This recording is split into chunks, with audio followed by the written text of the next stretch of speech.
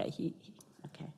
Great, thank you. Well, welcome to Tuesday, October 1st, 2024, our policy committee meeting.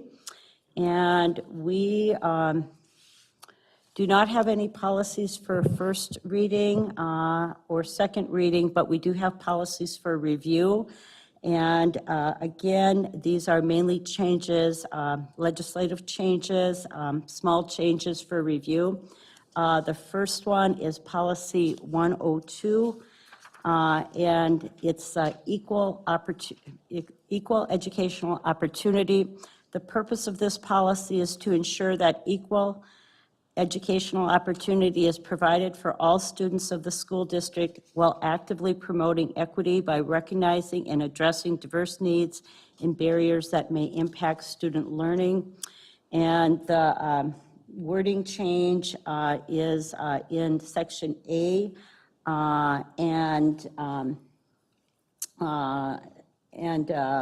let's see here. Let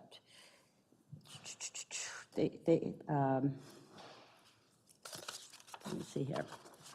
Checking my notes. We did review this in 7/2023, but they took out unlawful, and they added this statement.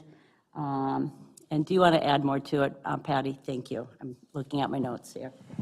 Yeah, in the legislative change, they just removed the word unlawfully and then added one or more of the following.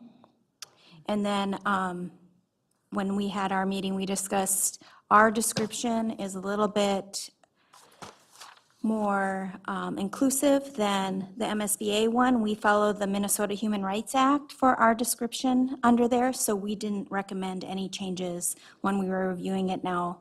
And then the part that's highlighted in the purpose, we are recommending that we add that under the purpose.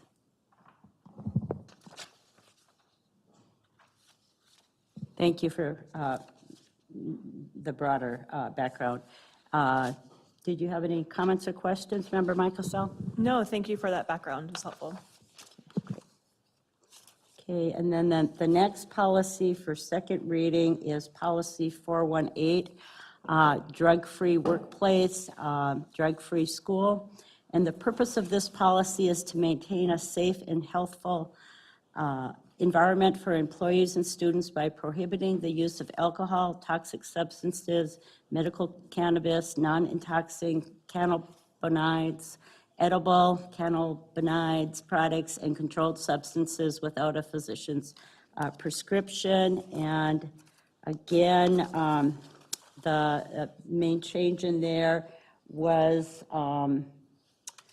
in section 4. And then we also did review this policy in 9/2023 as well. And is there anything else? And it was adding under 4 was adding a protection, and this was again a 2024 legislative change.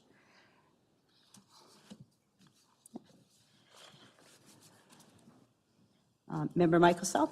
I was just curious if that exception that's based on our legislature's update to statute affects any of the work that happens in our district or how we interact with the students or staff. I would say that it doesn't. I'm just thinking about which positions still do have testing, and I was thinking about our people who are in positions where they are driving bus and things like that, where they're involved in transportation, have a CDL license, that is separate. So I don't think it affects the students that way. But as far as enrollment, let's see. Yeah, that would be more student related.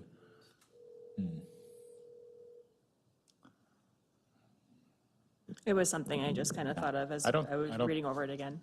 I don't see any areas in which that would be in effect. I mean, I would think maybe if somebody was enrolling and they were coming from another center or something, yeah, I think it would be, I don't think it would be an issue.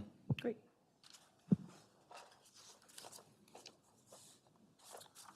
Okay. Any other comments or questions? Thank you. Thank you, Patty, on that one again. And then the next one is 419, and let's see, this is a tobacco-free environment, possession and use of tobacco, tobacco-related devices, and electronic delivery devices, vaping awareness and prevention instruction. And the purpose of this policy is to maintain a learning and working environment that is tobacco-free. And you'll see in section 4, the exceptions, and it's C.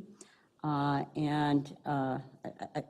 read it, I should have read the other one before, but an American Indian student or staff member may use tobacco, sage, sweetgrass, and cedar to conduct individual or group smudging in a public school. The process for conducting smudging is determined by the building or site administrator. Smudging may be conducted under the direct supervision of an appropriate staff member as determined by the building or site administrator.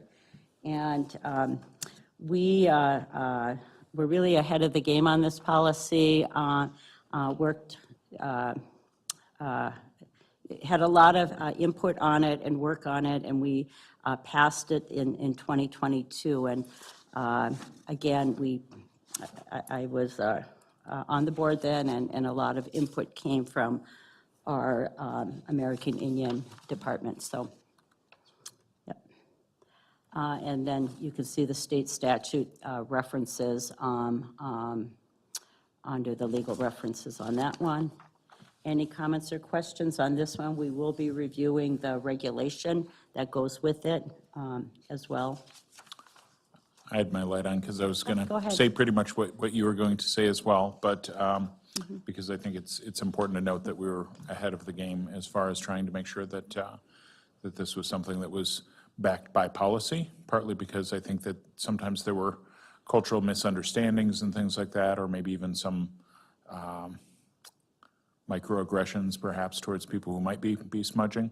And so we wanted to make sure that we had it in policy and it clarified things, and I thank the previous board for that work, as well as this board for now putting in the legislative changes.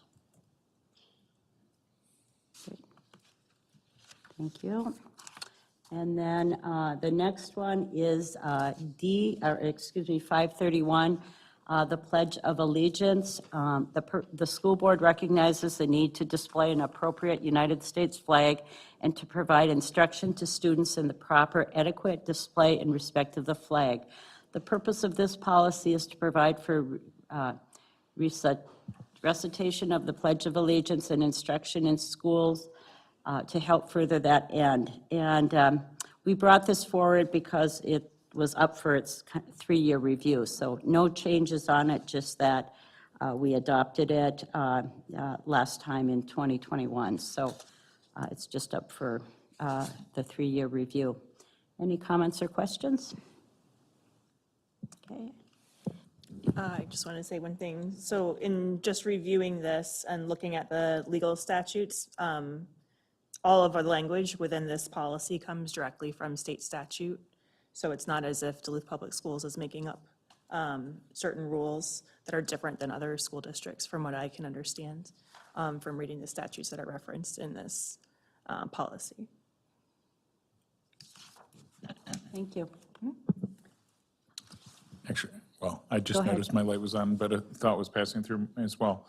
I think we have had various political groups insinuate that different districts throughout the state are trying to get rid of the Pledge of Allegiance and things like that. And I sometimes have referred to this policy that no, we actually have it in our policy. We intend to continue it, and I think it's important to note.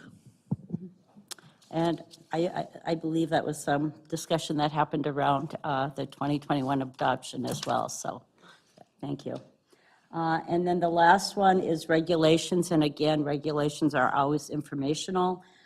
It's 419R, smudging and pipe ceremonies regulation. We have a statement of support there, purpose, smudging and pipe ceremony procedures, notification requirements, responsibilities of building administrators, engineers, and manager of facilities, other considerations, and legal references and cross-references. And again, this was adopted at the same time in 5 of 2022. And we're just bringing it forward. I don't think there was anything else changed in that, was there? No. Yeah, there was nothing changed in it, and I thought it would be a good idea to bring it forth with the policy for your reference to be able to see what our procedures actually are. And now that I'm looking at it, I should add that same smudging legal reference that we added to the policy, I should add in this regulation, so I'll make sure that gets added in as well.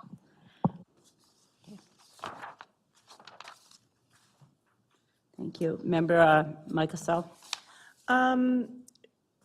It's a technical question. I recognize that in all the work that went into our regulation, in those first 3 paragraphs, second paragraph talks about American Indian adults are able to light tobacco, and there's guidelines for how that looks and how that's scheduled and notified around it later on in the regulation.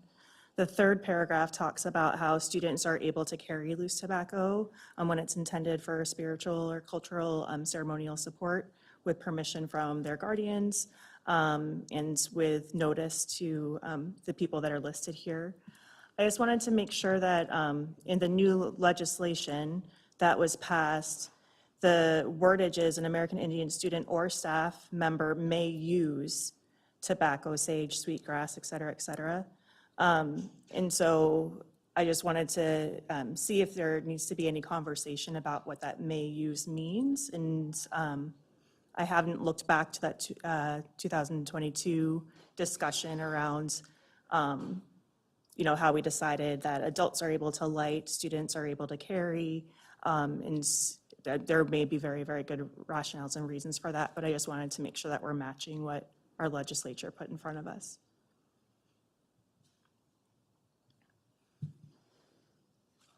Can you go back to which paragraph you're referencing? I'm sorry. Yeah, so in the regulation, it's the second paragraph talks about American Indian adults and their, what they're able to do. And the third paragraph talks about American Indian students. Got it, thank you. Yeah. I do know when the regulation was created, Benisa Quay, the head of the American Indian Education Department, worked closely with the Director of Elementary Education, Jen Larva, and others when they created this regulation. So I know their culture was taken into consideration when they developed it. I think what we might need to do is have a little further review and bring it back if there are any changes, just because I don't know if I can analyze it that quickly and really Right, really yeah, no, make I sure. I want apologize to make for sure that. my I's are dotted and my T's are crossed, so I think if we take a look back and then if we could bring it forward at another meeting if need be. And I would hope that it would not be just our eyes on it. We would have someone within our American Indian departments reviewing it as well. Yeah. We yeah, would. Yeah, yeah. Thank you. Yeah. We will follow back up with it then. Any other comments or recommendations for this regulation?